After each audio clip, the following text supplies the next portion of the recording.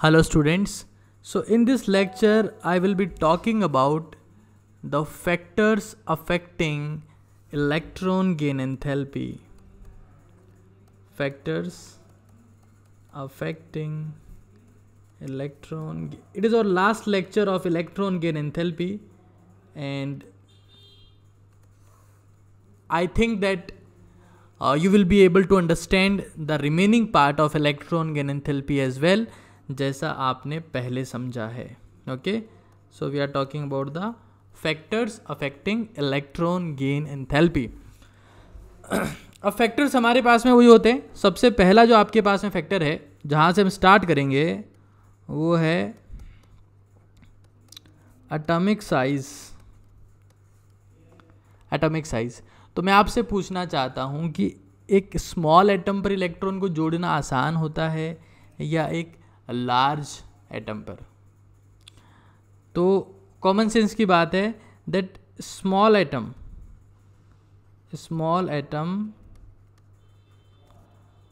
Provides greater attraction of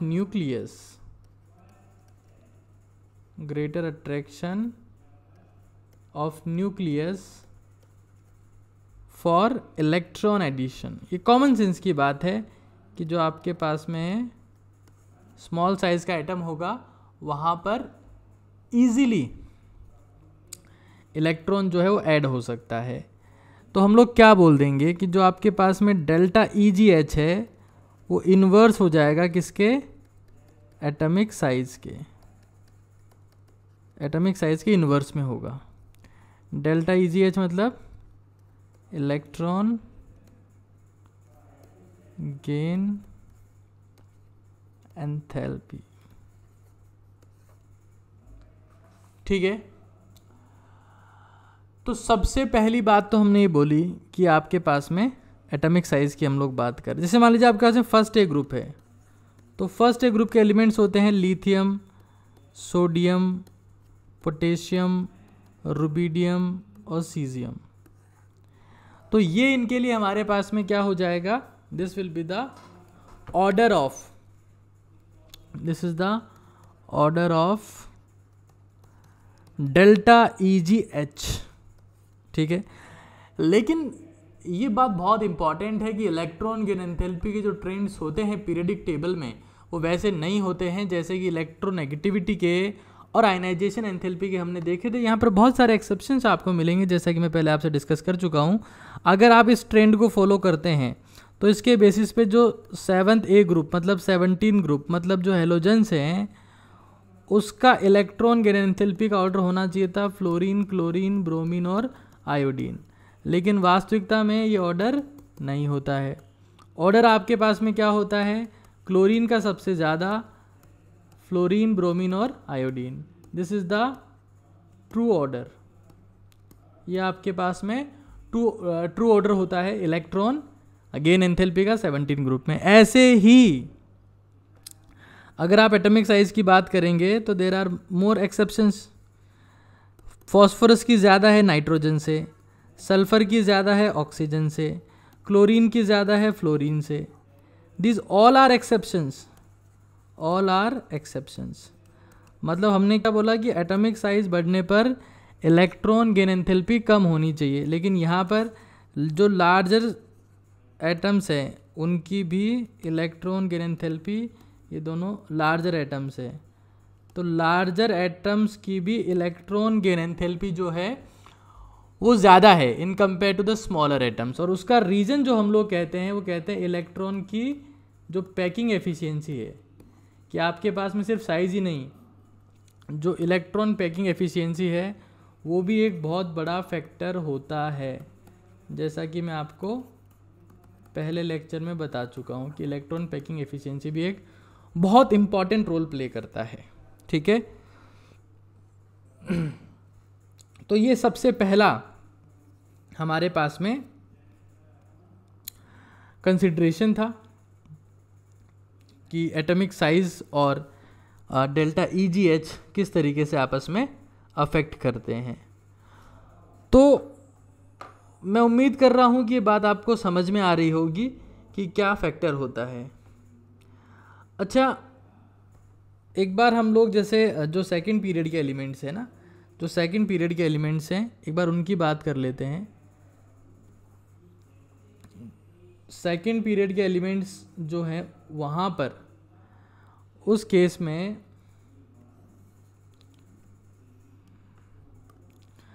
second period के जितने भी एलिमेंट्स हैं उनकी इलेक्ट्रॉन गेन एंथैल्पी का ऑर्डर क्या होगा? क्या वो भी एटॉमिक साइज के ट्रेंड को फॉलो करते हैं या फिर वहाँ पर डिफरेंट आंसर आपके पास में आता है? तो अगर आप सेकंड पीरियड के एलिमेंट्स की इलेक्ट्रॉन गेन एंथैल्पी की बात करेंगे तो वो हमारे पास में आती है फ्लोरीन, ऑक्सीजन, कार्बन, और कार्बन के बाद में हमारे पास में आता है बोरोन, फिर हमारे पास में आता है लिथियम, फिर आता है नाइट्रोजन। नाइट्रोजन तो नहीं लेंगे, यहाँ पर नाइट्रोजन नहीं होगा। नाइट्रोजन से पहले हमारे पास में आता है बेरिलियम, फिर नाइट्रोजन, और फाइनली आपके पास में आता है नियॉन। ठीक है, ये ऑर्डर आता है। तो आप देख सकते हैं कि यहाँ पर एटॉमिक साइज के हिसाब से, अब ये ऑर्डर क्यों है वो हम लोग आगे समझते जाएंगे, आपको चीज़ें क्लियर होती जाएगी। तो एटॉमिक साइज़ के हिसाब से अगर बात करते हैं तो एटॉमिक साइज सबसे छोटा फ्लोरीन का है, बिल्कुल सही बात है, फिर ऑक्सीजन का है, फिर नाइट्रोजन का यहाँ पर नहीं है, फिर कार्बन का नंबर आ गया, नाइट्रोजन तो बहुत पीछे चला गया है। तो यहाँ पर क्या बात आ रही? बात ये आ रही है कि सिर्फ only atomic size can not answer delta EGH value. सिर्फ आप एटॉमिक साइज के बेसिस पर जो है इलेक्ट्रॉन गेन एंथैल्पी के ऑर्डर नहीं बता सकते हैं। ठीक है, खैर अब ये जो हमारे पास में ऑर्डर है इसको भी हम लोग समझते हैं, फिलहाल हम लोग आगे चल रहे हैं। ठीक है, तो हमने सेकंड पीरियड के लिए, जो सेकंड पीरियड हमारे पास में था उसके लिए हमने क्या बोला?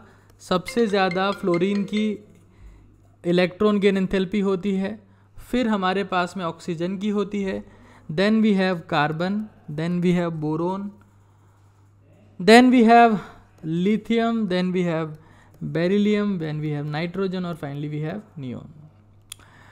तो अब कुछ एक एस्पेक्ट अपने को देखने हैं। भाई नियॉन तो हमारे पास में नोबल गैस है, ठीक है, दिस इज केमिकली इनर्ट। अगर ये केमिकली इनर्ट है तो नो टेंडेंसी टू एक्सेप्ट और रिलीज इलेक्ट्रॉन्स, इसमें तो ये टेंडेंसी होगी ही नहीं, इसमें टेंडेंसी बिल्कुल नहीं होगी, because it is noble gas. अब मैं नाइट्रोजन की बात करता हूं तो ये यहां पर क्यों आ रहा है? Because it has stable configuration. ये दोनों स्टेबल कॉन्फ़िगरेशन वाले आखिर में ही आ रहे हैं। इसका कॉन्फ़िगरेशन क्या है? P3, और जो नियॉन था उसका कॉन्फ़िगरेशन क्या था? P6। ठीक है, तो ये बात यहाँ पर। अच्छा, अगर मैं इसकी बात करता हूँ, आप लोग यहाँ देख पा रहे हैं ये कार्बन यहाँ पर आ गया है, कार्बन बोरोन। तो कार्बन को क्या फ़ायदा है? कार्बन में अगर एक इलेक्ट्रॉन जुड़ेगा तो ये P3 कॉन्फ़िगरेशन में चला जाएगा, मतलब ये लेसर स्टेबल कॉन्फ़िगरेशन से किस में चला गया? मोर स्टेबल कॉन्फ़िगरेशन में। तो इसलिए ये ज़्यादा इलेक्ट्रॉन गेन एंथैल्पी की वैल्यू होती है। ऐसे ही आपके पास में फ्लोरीन के साथ में भी होता है, फ्लोरीन के साथ में तो बाकी सारे फैक्टर्स भी हेल्पफुल हैं। तो इस तरीके से हम लोग जो हैं वो बात कर रहे हैं values of electron gain enthalpy की। मैं फिर से आपको रिपीट कर देता हूँ कि इलेक्ट्रॉन गेन एंथैल्पी की वैल्यूज़ को आप सिर्फ एक फैक्टर को कंसिडर करते हुए उनका ऑर्डर नहीं बता सकते हैं, आपको बहुत सारे फैक्टर्स कंसिडर करने पड़ेंगे, और बेटर ये रहेगा कि आप फैक्टर्स को बिना कंसिडर करते हुए इनकी वैल्यूज़ को ध्यान रखें, because there are lot of exceptions. Electron gain enthalpy सबसे पेचीदा और अजीब सा टॉपिक है इस पूरी पीरियडिक टेबल का। ठीक है, तो फिलहाल हमने बात की है सिर्फ एटॉमिक साइज की। अब हम लोग फर्स्ट पॉइंट हमने डिस्कस किया एटॉमिक साइज, सेकंड पॉइंट की हम लोग बात कर रहे हैं।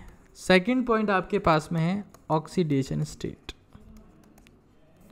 ऑक्सीडेशन स्टेट, तो हम लोग क्या कहेंगे, हम लोग यही कहेंगे कि delta EGH is directly proportional to positive oxidation number inverse to the negative oxidation number. ठीक है, अगर आपके पास में पॉजिटिव ऑक्सीडेशन नंबर होगा तो इलेक्ट्रॉन जुड़ना आसान है। For example O2 plus O plus oxygen O minus O minus 2, ये आपके पास में डेल्टा EGH का ऑर्डर हो जाएगा। जहाँ पर पॉजिटिव चार्ज है वहाँ पर ईजीएस्ट टू ऐड इलेक्ट्रॉन, क्योंकि उसको अट्रैक्शन फील होगा, रिपल्शन नहीं होगा। यहाँ पर most difficult because it has negative charge, तो there will be electron repulsion. तो बहुत कॉमन सेंस से आप इसका आंसर कर सकते हैं कि ऑक्सीडेशन नंबर के साथ में इसका क्या केस होगा। ठीक है, ये तो बहुत इजीली आप इसको आंसर कर सकते हैं। अब हम लोग आगे चलते हैं। थर्ड हमारे पास में है ENC, मतलब effective nuclear charge.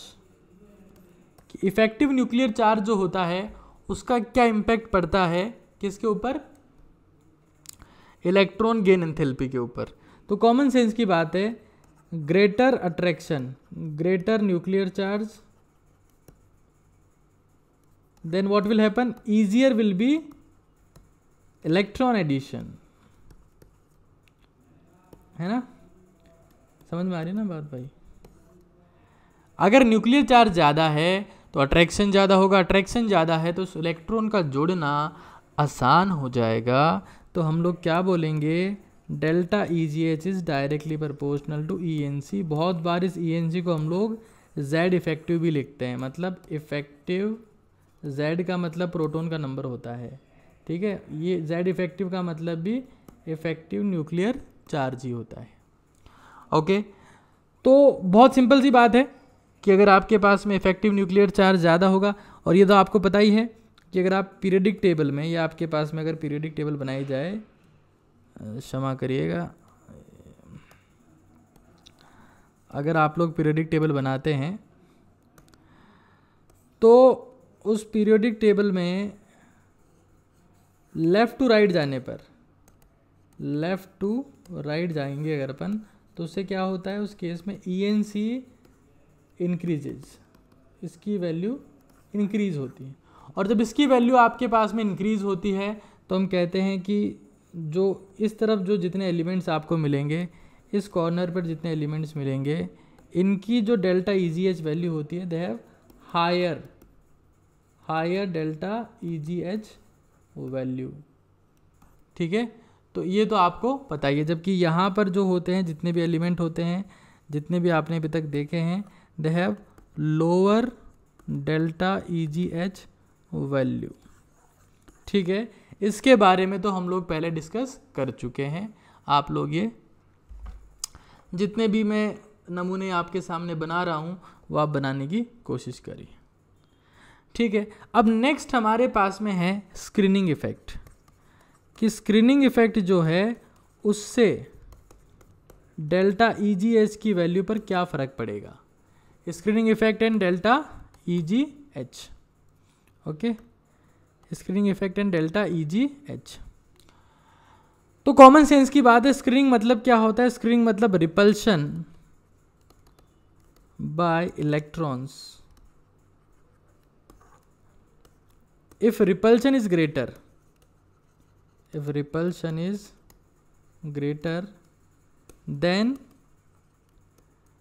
electron which has to be added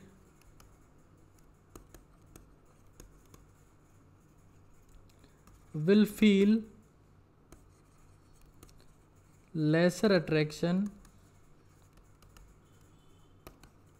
towards atom, and thus value of delta EGH will decrease।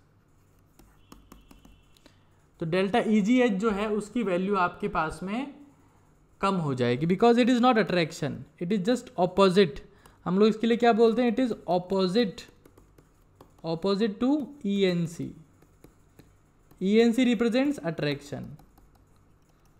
तो अगर कोई चीज़ ENC के डायरेक्टली प्रोपोर्शनल टू होती है तो स्क्रीनिंग इफेक्ट जो होता है उसके तो हमेशा हमेशा इनवर्स में आ जाएगी। इट इज़, स्क्रीनिंग का मतलब क्या होता है, स्क्रीनिंग मतलब होता है रिपल्शन।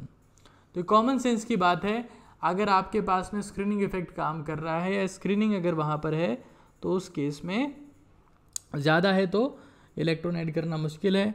तो डेल्टा EGH की वैल्यू जो है वो क्या होगी, इसके बढ़ने पर डेल्टा EGH की वैल्यू कम हो जाएगी। ठीक है, जिस तरीके से मैं नोट कर रहा हूँ, अभी फ़िलहाल मैं इस डिवाइस को यूज़ करना चालू हुआ हूँ, बट आप जहाँ पर लिख रहे हैं आप लोग ऑटोग्राफ देना चालू मत हो जाना, आपको बहुत अच्छे से और सलीके से इन चीज़ों को नोट करना है। फाइनल एस्पेक्ट हमारे पास में है इलेक्ट्रॉनिक कॉन्फ़िगरेशन। फाइनल एस्पेक्ट जो हमारे पास में है वो है electronic configuration and delta EGH, कि आपके पास में इलेक्ट्रॉनिक कॉन्फ़िगरेशन से डेल्टा EGH पर क्या फ़र्क पड़ता है। तो ये कॉमन सेंस की बात है कि अगर इफ़ यू हैव मोर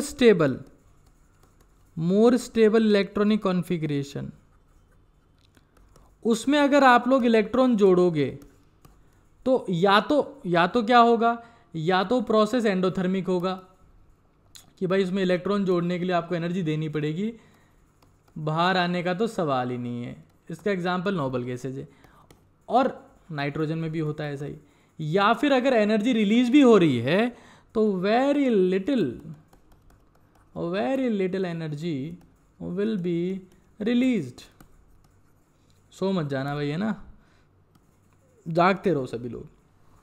मतलब अगर मैं ज़्यादा स्टेबल इलेक्ट्रॉनिक कॉन्फ़िगरेशन में अगर इलेक्ट्रॉन जोड़ता हूं तो उस केस में आपके पास में एनर्जी कम रिलीज होगी। लेकिन अगर कोई लेसर स्टेबल कॉन्फ़िगरेशन है और उसमें इलेक्ट्रॉन जोड़ने से मोर स्टेबल कॉन्फ़िगरेशन आ रहा है भाई, क्या आ रहा है साहब, मोर स्टेबल कॉन्फ़िगरेशन, तो huge amount of energy will be released. उस केस में ज़्यादा अमाउंट में एनर्जी रिलीज होगी। तो एक बहुत बेसिक सा अगर मैं आपसे क्वेश्चन पूछूं कि अगर मैं P2 में एक इलेक्ट्रॉन जोड़ता हूं या मैं P3 में एक इलेक्ट्रॉन जोड़ता हूं, ये मैं नाइट्रोजन की बात नहीं कर रहा ना, नॉर्मल कोई सा भी P3 कॉन्फ़िगरेशन हो सकता है, नाइट्रोजन तो एक्सेप्शन हो गया बिल्कुल ही। तो दोनों केस में कहाँ पर एनर्जी ज़्यादा रिलीज होगी, तो यहाँ क्या बनेगा, P3 बनेगा, यहाँ क्या बनेगा, P4 बनेगा। तो इस केस में यहाँ पर क्या हुआ, मोर स्टेबल कॉन्फ़िगरेशन से क्या बना, लेस स्टेबल। जबकि इस केस में यहाँ पर आपको क्या दिख रहा है, यहाँ पर लेस स्टेबल था पहले ये, और लेस स्टेबल से क्या बन गया, लेस स्टेबल से बन गया मोर स्टेबल। तो आप मुझे बताइए कहाँ पर ज़्यादा एनर्जी रिलीज होगी। तो कॉमन सेंस की बात है, यहाँ पर इस केस में ज़्यादा एनर्जी रिलीज होगी, मोर डेल्टा EGH। उसका रीज़न क्या है, उसका रीज़न ये है कि ये पहले हमारे पास में कम स्टेबल कॉन्फ़िगरेशन था और अब ज़्यादा स्टेबल कॉन्फ़िगरेशन में कन्वर्ट हो गया है, तो एनर्जी ज़्यादा। यहाँ पर lesser energy will be released. Okay, तो कार्बन वाले केस में आपने देखा था, कार्बन जो होता है उसकी जो इलेक्ट्रॉन की एंथैल्पी थी वो काफ़ी ठीक थी, क्योंकि वो 2p2 कॉन्फ़िगरेशन होता है, एक इलेक्ट्रॉन जोड़ेंगे तो वो 2p3 कॉन्फ़िगरेशन में कन्वर्ट हो जाएगा। मैंने आपको जब सेकेंड पीरियड के एलिमेंट्स के कुछ एग्जाम्पल बताए थे, तो मैंने आपको उस एस्पेक्ट को कंसिडर किया था। ठीक है, अभी फ़िलहाल हम लोग आगे चल रहे हैं। जैसे मान लीजिए मैं आपसे क्वेश्चन पूछता हूँ कि ये आपके पास में कन्वर्जन है, P2 में एक इलेक्ट्रॉन जोड़ा, P5 में एक इलेक्ट्रॉन जोड़ा, P1 में एक इलेक्ट्रॉन जोड़ा और P3 में एक इलेक्ट्रॉन जोड़ा। मेरा क्वेश्चन आपसे ये है कि किस केस में सबसे कम एनर्जी रिलीज होगी। तो कॉमन सेंस क्या कहता है कि एक ही जगह ऐसी है जहाँ पर कम मतलब ज़्यादा स्टेबल से, ये पहले क्या था मोर स्टेबल, अब कहाँ चला गया लेस स्टेबल। तो ये एक ही जगह ऐसी है जहाँ पर आपके पास में इलेक्ट्रॉनिक कॉन्फ़िगरेशन ज़्यादा स्टेबल से कम स्टेबल की तरफ जा रहा है, ठीक है। तो यहाँ पर आपके पास में सबसे कम एनर्जी रिलीज होगी, जबकि यहाँ पर very high energy will be released, है ना भाई, क्योंकि ये P2 से P3 में कन्वर्ट हो गया और ये P5 से P6 में कन्वर्ट हो गया। तो बहुत इंपॉर्टेंट चीज़ है जिसका आपको ख्याल रखना है।